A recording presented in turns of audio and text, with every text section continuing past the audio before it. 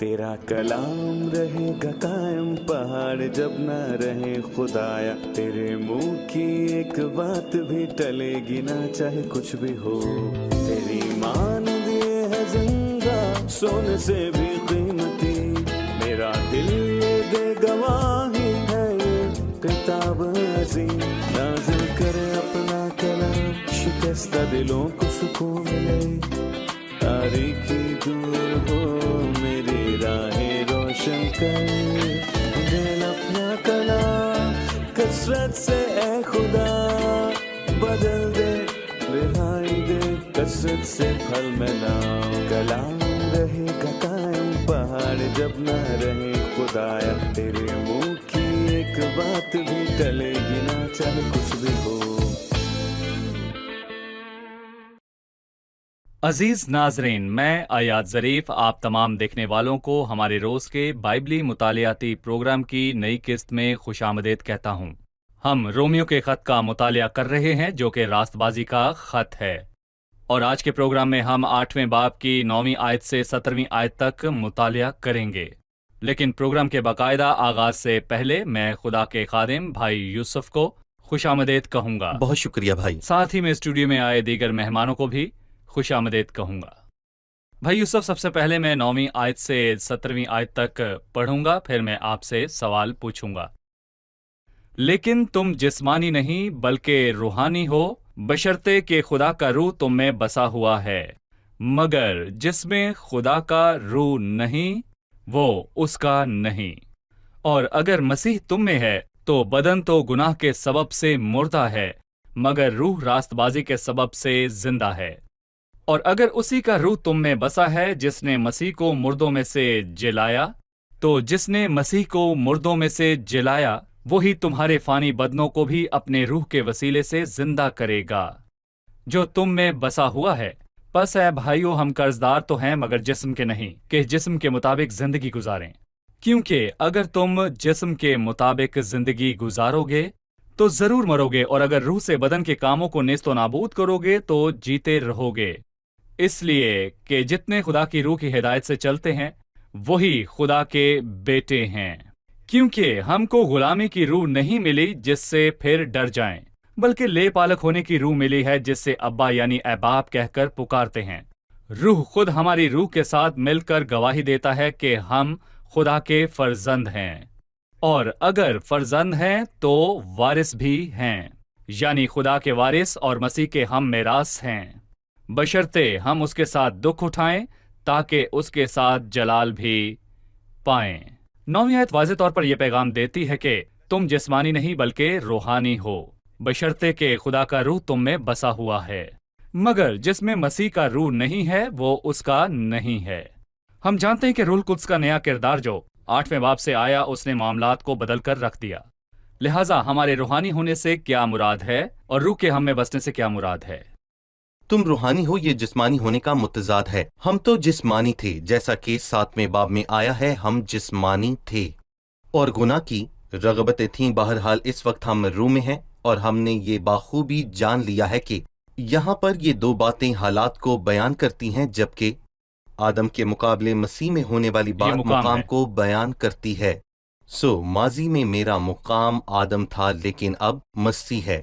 और मैं ये पूछना चाहूंगा कि जिस्मानी होने और रूहानी होने से क्या मुराद है? जिस्मानी होने से मुराद ये है कि अमूमी खुसूसियात हैं और जिंदगी का अमूमी माहौल जिस्मानी है, मतलब कि उसके मुफादात और गिरी हुई फितरत। रूहानी होने से मुराद एक नई फिजा में सांस लेना है जो कि रूहुल कुद्स के अंदर है। बताइए कि मगर जिसमें मसीह का रूह नहीं वो उसका नहीं, क्या है जो उसका नहीं? मसीह उसका नहीं। इसम ज़मीर हमेशा इसम का पहले हवाला देता है। अगर किसी के पास मसीह का रूह नहीं तो वो शख्स जिसके पास मसीह का रूह नहीं उसका मसीह से ताल्लुक नहीं। अगर मैं सादा अल्फाज में कहूँ तो बाइबल मुकद्दस में मसीही होने के मतलब के मुताबिक वो शख्स मसीही ही नहीं, क्योंकि यहाँ पर मैं ये कहना चाहूँगा कि एक सच्चे मसीही के अंदर ये खुसूसियत होती है कि मसीह उसमें बसा हो जो उसे मसीही खुसूसियात बख्शता है।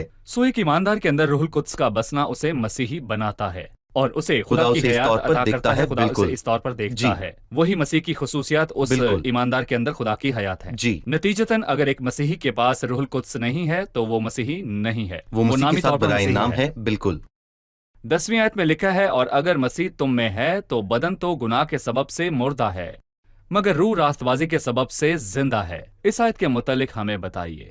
یہ آیت کہتی ہے کہ اگر مسیح تم میں ہے، بدن سے مراد خون اور گوشت ہیں، اور یہ شخص گناہ کے سبب سے مراد ہے جو اس کے اندر رہ رہا ہے، مطلب گناہ اب تک ہم میں بسا ہوا ہے، اور میں کہوں گا یہ تمام انسانوں کو موت کے گھاٹ اتار دیتا ہے جب تک کہ بدن کی متوقع آزادی حاصل نہ یہ ہو کب جائے۔ حاصل ہوتی ہے؟ جب مسیح آتا ہے، یہ بدن کی آزادی ہے۔ جی آزادی ہے، سو ذہن اور روح آزاد ہو چکے ہیں آزاد ہو چکے ہیں، مسیح کے لہو اور اس کے صحیح۔ صلیبی کام کے وسیلے سے۔ اور بدن اب بھی آزاد نہیں ہوا، ہم اس کی آزادی اور اس کی تحویل میں لیے جانے کا انتظار کر رہے ہیں، اور اگر ایسا ہمارے دنوں میں نہیں ہوتا تو بدن مردہ ہو جاتا۔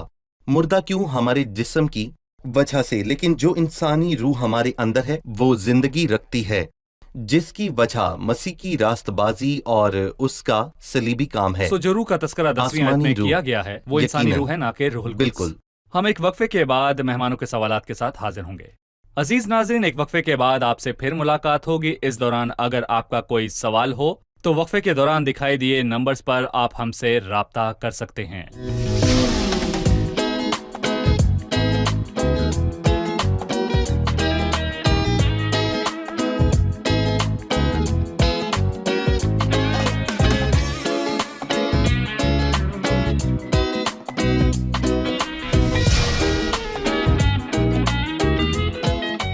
خوش آمدید، آئیے چلتے ہیں مہمانوں کی جانب اور جانتے ہیں ان کا سوال۔ 11ویں آیت میں لکھا ہے، اور اگر اسی کا روح تم میں بسا ہے جس نے یسوع کو مردوں میں سے جلایا، تو جس نے مسیح یسوع کو مردوں میں سے جلایا وہ تمہارے فانی بدنوں کو بھی اپنے اس روح کے وسیلہ سے زندہ کرے گا جو تم میں بسا ہوا ہے۔ کیا آپ اس کی وضاحت کریں گے؟ جی بھائی یوسف۔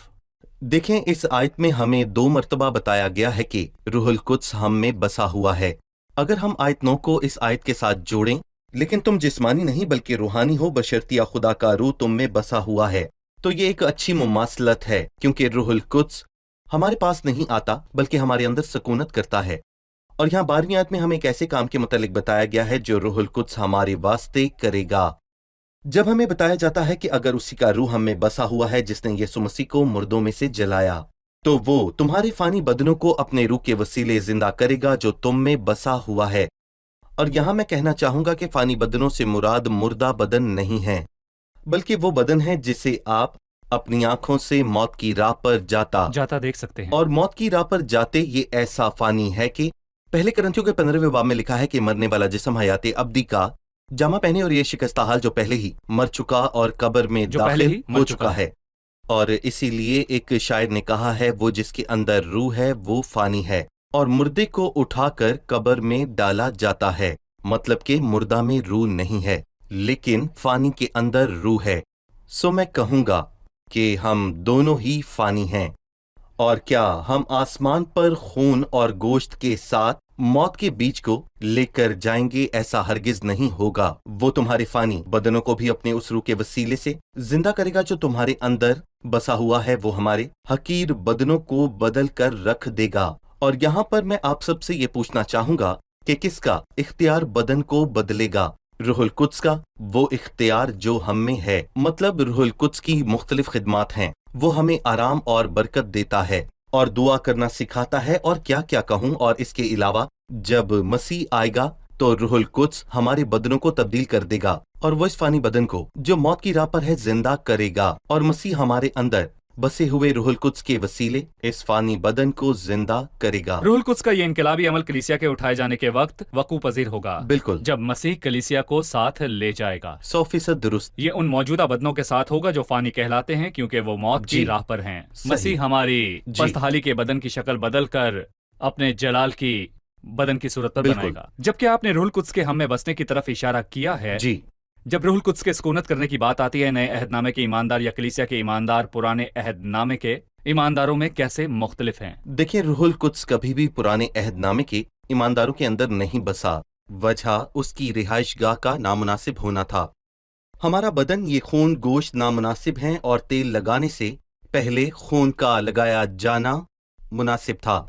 जैसे कि ये लाजम है कि पहले मसीह का खून हमारे दिलों पर लगाया जाए ताकि हमारे दिल ईमान के वसीले पाक हों, और जब मसीह के खून के वसीले पाक होंगे तो रूहुल कुद्स हम में सुकूनत करने लगता है जो उसके लिए मुनासिब रिहाइशगाह बन चुके हैं, क्योंकि रूहुल कुद्स ऐसे बदन में सुकूनत नहीं करता जो गुनाह से भरा हो। इसलिए ये लाजम है कि पहले मसीह के खून से पाक किए जाएं। और मैं बताना चाहूंगा कि रूहुल कुद्स पुराने अहदनामे के ईमानदारों पर आया करता था लेकिन चला जाता था।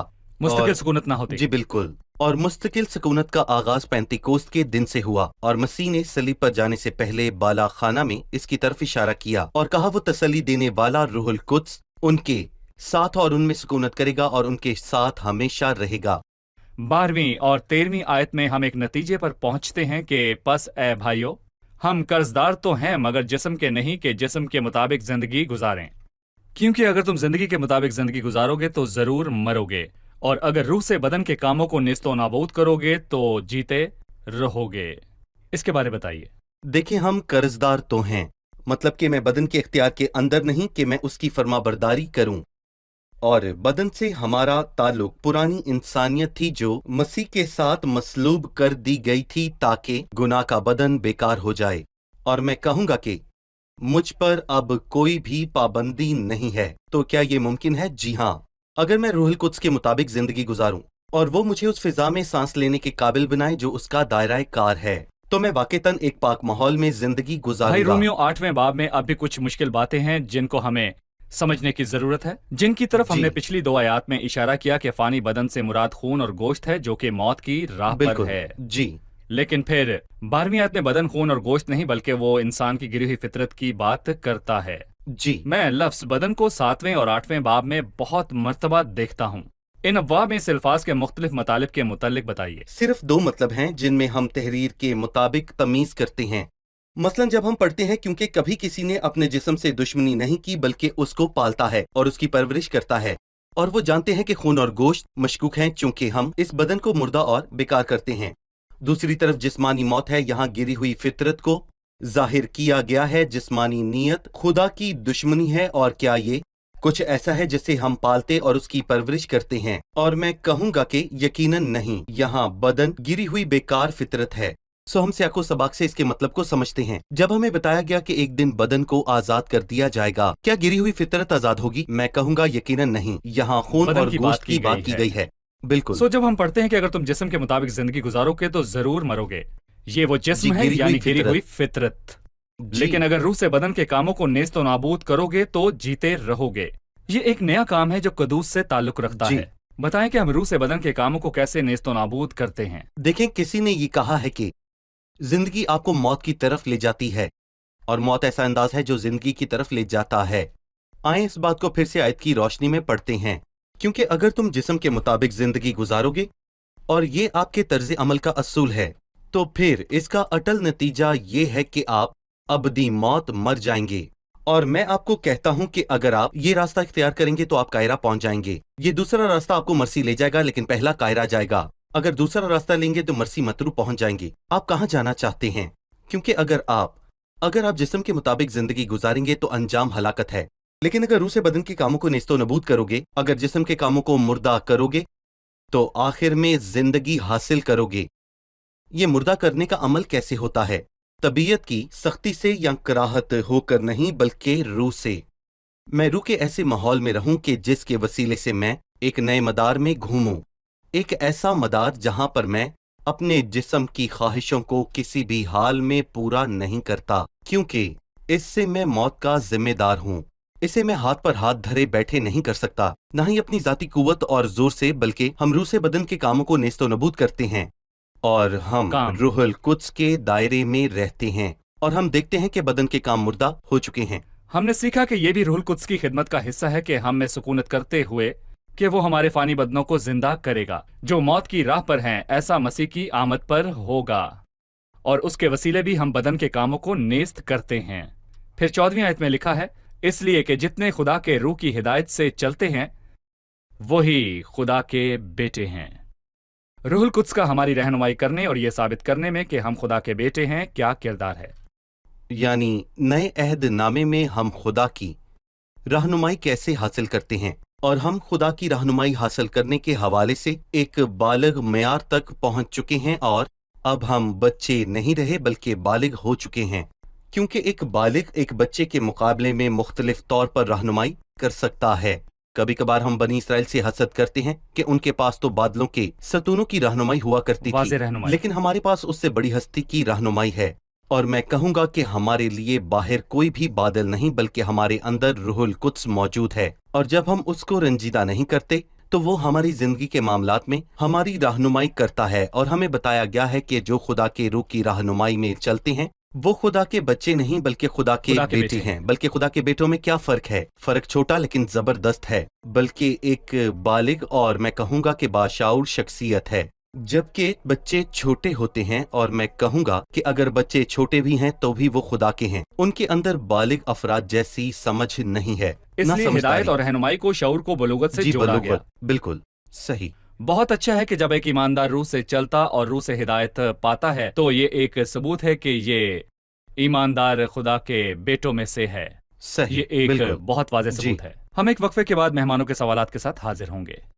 नाज़रीन, वक्फे के बाद मुताले को जारी रखेंगे, हमारे साथ रहिए।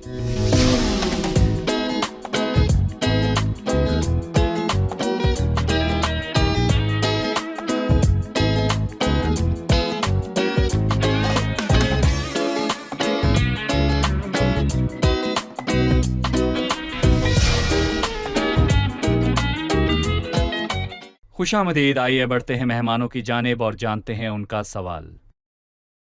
15वीं आयत में लिखा है, क्योंकि तुमको गुलामी की रूह नहीं मिली जिससे फिर डर पैदा हो, बल्कि ले पालक होने की रूह मिली है जिसे हम अब्बा यानी ए बाप कहकर पुकारते हैं। ले पालक होने की रूह क्या है जो हमको मिली है? जी भाई यूसुफ, उस ले पालक होने की रूह की क्या अहमियत है?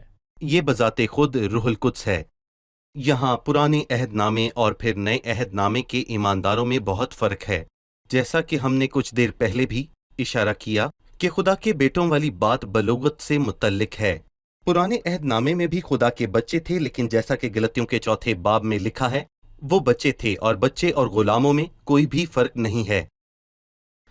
पुराने अहदनामे में गुलामी और खौफ की रूह थी। और याद रखें कि मूसा ने खुद पहाड़ की चोटी पर कहा था कि मैं डरता और कांपता हूं, यानी कि मूसा खुद भी डरता था। लेकिन मैं कहूंगा कि नए अहदनामे में हमें गुलामी और खौफ की रूह नहीं मिलती, बल्कि ले पालिग होने की रूह, जो कि रूहुल कुद्स है, जिसके वसीले हम अब्बा या ए बाप कहकर पुकारते हैं। हम खुदा के साथ एक ताल्लुक में दाखिल हो चुके हैं। बेटों का बाप के साथ ताल्लुक है, ये शानदार और बहुत ही आला मुकाम है। एक बाप, चाहे वो जो भी हो, बच्चों को खौफ नहीं दिलाता, लेकिन जो खुदा से दूर है डरता और कांपता है। वो खुदा से खौफ खाता है। जी हाँ, वो खौफ खाता है। लेकिन बेटा अपने बाप की मौजूदगी में खुश होता है, और हमें खौफ और गुलामी की रूह नहीं मिली है, बल्कि लेपालिग होने की रूह मिली है, जिसे हम अब्बा यानी ए बाप कहकर पुकारते हैं। और मैं कहना चाहूंगा कि अब्बा आरामी लफ्ज है, जो बाइबल में भी तमाम ज़बानों में अब्बा ही रहा। अंग्रेजी, फ्रेंच, जर्मनी, अरबी में भी यही रहा। इसका मतलब है बाप। और मैं आपको बताना चाहूंगा कि अरबी और अरामी जुबान एक दूसरे के बहुत नजदीक हैं। और अरामी में इसका मतलब है मेरे बाप, इसलिए मैं उसे अब्बा यानी मेरे बाप कह सकता ये हूं। वाबस्तगी और मोहब्बत ये का वाबस्तगी लक़ब का है। लक़ब है। रूह खुद हमारी रूह के साथ मिलकर गवाही देता है कि हम खुदा के फर्जंद हैं। बताइए कि रूहुल कुद्स का हमारी रूह के साथ मिलकर यह गवाही देने में क्या किरदार है कि हम उसके फर्जंद हैं? देखें, हम रूहुल कुद्स को एक गवाह के तौर पर देखते हैं। मसलन हम पहले यूहन्ना के 5वें बाब में पढ़ते हैं, जो गवाही देता है वो रूहुल कुद्स है, क्योंकि वो सच्चाई है। और इब्रानियों 10 में लिखा है कि रूहुल कुद्स भी हमें यही बताता है। और फिर तीसरी बार रोमियो 8 में रूह खुद हमारी रूह के साथ मिलकर इसकी गवाही देता है। वो हमारी रूह की गवाही देगा, या दूसरे तर्जमे के मुताबिक वो मिलकर गवाही देता है कि हम खुदा के फर्जंद हैं, और हमें ले पालग होने की रूह खुदा से मिली है। मतलब कि हम खुदा के बेटे यानी ले पालग हैं, कि खुदा हमारा बाप बन गया है। और देखो खुदा ने हमसे कैसी मोहब्बत की है कि हम खुदा के फर्जंद कहलाए, और हम हैं भी। और ये कि जितनों ने उसे कबूल किया उसने बाप के फर्जंद होने का हक बख्शा। क्या इसका कोई सबूत है? जी हाँ, बिल्कुल है, वो मेरे अंदर है। मुझे बाहर से गवाही की जरूरत नहीं, रूह इसकी गवाही मेरे अंदर देता है। रूहुल कुद्स मेरे दिल के अंदर गवाही देता है कि मैं खुदा के फर्जंदों में से एक हूँ। बाइबल ने हमें खुदा के बेटे कहा और इसके साथ ये कहा कि हम रूह की हिदायत से चलते हैं। जी, फिर कहा कि खुदा के बेटों से मुराद बलोगत और समझ है जो खुदा के बच्चों से मुख्तलिफ हैं, क्योंकि वो रूह की हिदायत से चलते सही। हैं। तो बाइबल हमें खुदा के फर्जंद कहती है, यानी कि हमारा असल खुदा है और हम उसी से ताल्लुक रखते हैं, सही। इसलिए उसने इसे मेरास से मिरास जोड़ा। से। मैं चाहूंगा कि आप 17वीं आयत की मेरास पर कुछ बताएं, और अगर फर्जंद हैं तो वारिस भी हैं, यानी खुदा के वारिस और मसीह के हम मेरास। मेरास क्या है? देखें, किसी ने कहा कि खुदा के वारिस होना एक बहुत ही शानदार बात है। आप खुदा की दौलत की हदूद का तसव्वुर करें। खुदा की मलकियत क्या है? ये सारी कायनात। हम खुदा के वारिस बन गए, ये कितनी शानदार बात है। फिर उसने इससे आगे जो बात की वो भी बड़ी शानदार है। उसने इसके बाद कहा कि मसीह के हम मिरास। मैं कहूँगा कि हम भी मसीह के हम मिरास हैं, और वही मिरास मसीह की है, वही मिरास जिसका वो सच में हकदार है, वो हमारी होगी, क्योंकि हम मसीह की दुल्हन हैं और उसके बदन का अज़ा हैं। हम खुदा के वारिस होंगे और उसकी तमाम तर दौलत हमारी होगी। हम मसीह के हम वारिस भी हैं। मैं यहाँ पर 2 आयात को शामिल करना चाहूँगा।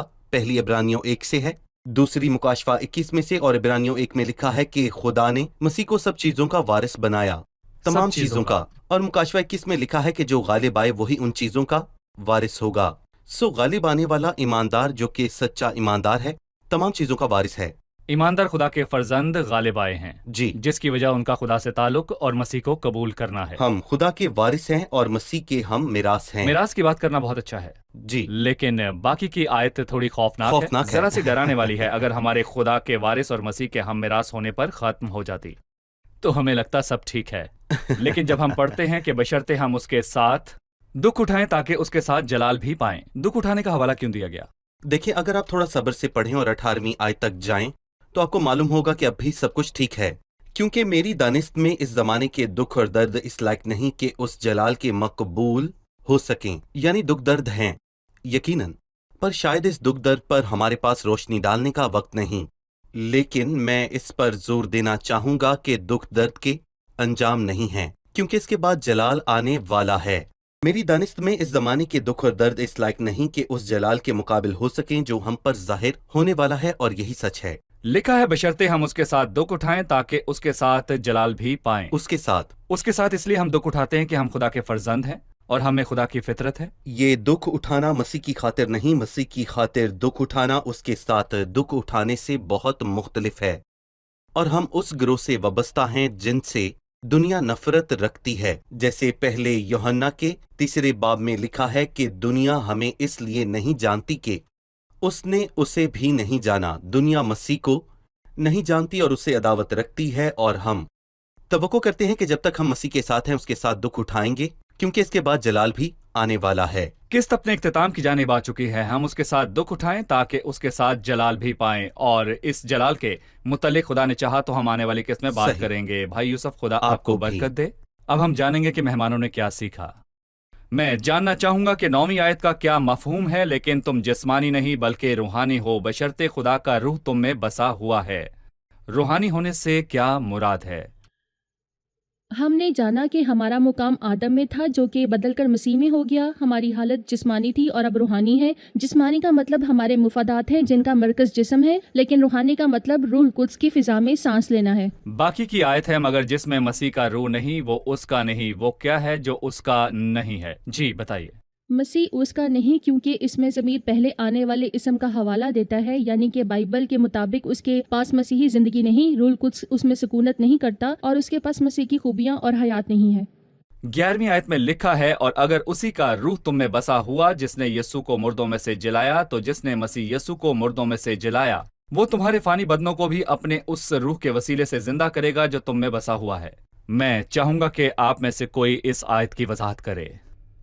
फानी बदनों से मुराद बदन है, यानी खून और गोश्त है, जो मौत की राह पर हैं और अपने अंदर मौत का बीज रखते हैं। कलीसिया के उठाए जाने के वक्त रूह कुद्स जो हम में बसा हुआ है हमारे हकारत के बदन को बदल देगा, हमारे फानी बदनों को जलाएगा ताकि हम जलाली बदन हासिल करें। कलीसिया को उठाए जाने के दिन जब मसीह कलीसिया को लेने आएगा। बहुत शुक्रिया, खुदा आप सबको बरकत दे। भाई यूसुफ आपका भी शुक्रिया। खुदा के फजल से आने वाली किस्त में हम अपने मुताले को जारी रखेंगे।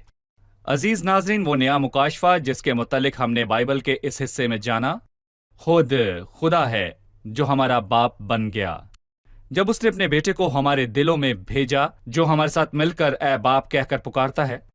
आसान अल्फाज में खुदा कोई खौफनाक हस्ती नहीं जैसा कि लोग उसे पेश करते हैं।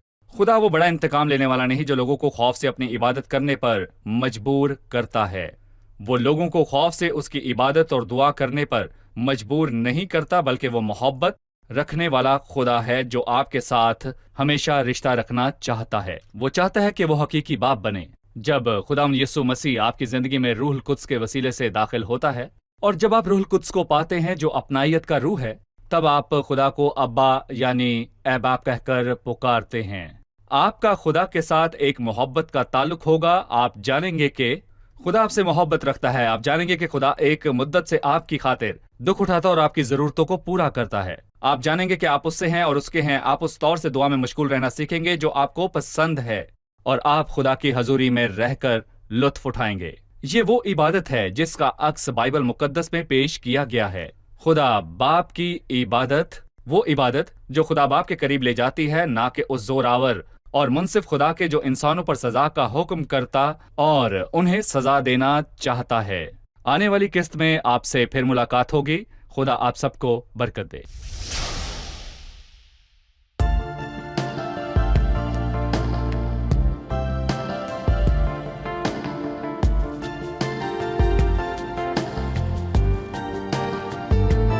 مستحق كل المجد يا يسوع، مستحق كل المجد يا يسوع، كل ركبة تسجد ليك واللسان يعترف بيك، مستحق كل المجد يا يسوع.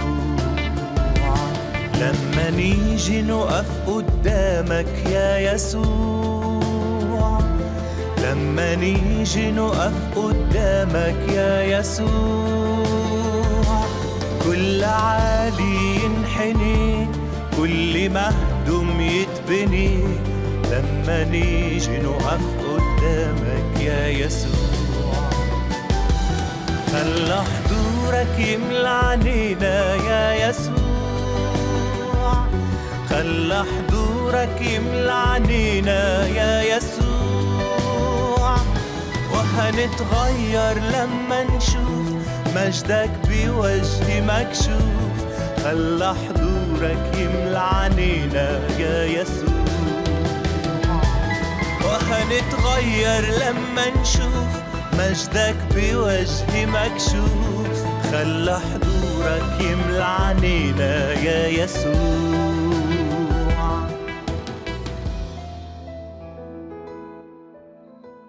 तेरा कलाम रहेगा कायम पहाड़ जब ना रहे खुदाया, तेरे मुंह की एक बात भी टलेगी ना चाहे कुछ भी हो। तेरी मान दिए है जिंदा सोने से भी कीमती, मेरा दिल ये दे गवाही है ये किताब अज़ीम। नाज़िल करे अपना कलाम शिकस्ता दिलों को सुकून मिले, तारीकी दूर हो मेरी राहें रोशन कर। दिल अपना कलाम कसरत से ए खुदा बदल दे, रिहाई दे कसरत से फल मिलाओ। कलाम रहेगा कायम पहाड़ जब ना रहे खुदाया, तेरे मुंह की एक बात भी टले